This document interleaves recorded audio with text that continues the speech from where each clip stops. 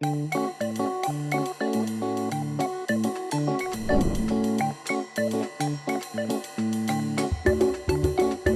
lot of that, there's kind of that's a big question to kind of go through. I mean, a lot of it will bring our team of experts in.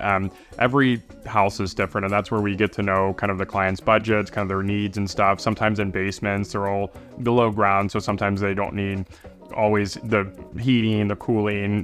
So I mean, that's where our team of experts will come in and talk through and the different options, whether it's mini split, whether it's zoning the unit, whether it's adding more supplies.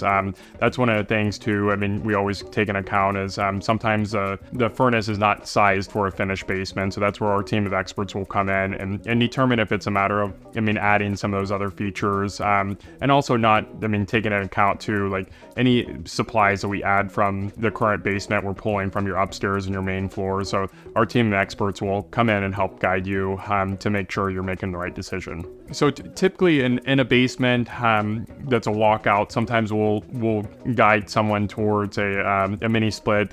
We use Mitsubishi. They're going to be a little bit different kind of zones and stuff, and that's where our team of experts will come through and kind of help you talk through that.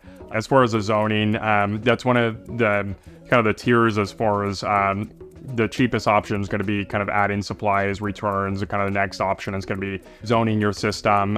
From there, it's going to be adding a second furnace or mini splits, which typically that's not going to be the case. Typically, we can kind of help guide someone into kind of making the right decision before you're adding a second unit or third unit or mini split. Some of the downfalls with mini splits, I mean, you have to have a system on the wall. Sometimes from a design standpoint, that doesn't make sense. So sometimes if it's like bedrooms or kind of outside rooms, kind of anytime that we can hide it above a door, those are going to be kind of a perfect application for a mini split. And that's where our team of experts will go through and kind of determine what the best scenario is.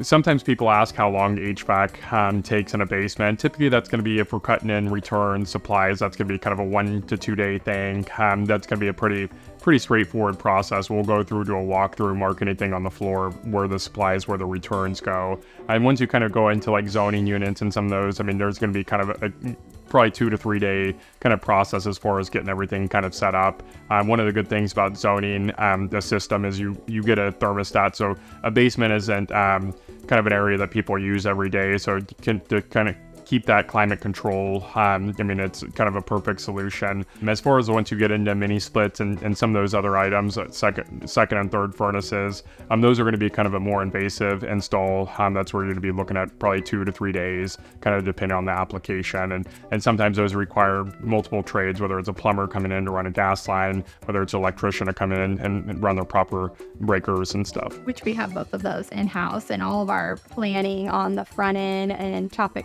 and conversation around this will seamlessly be built into your project timeline.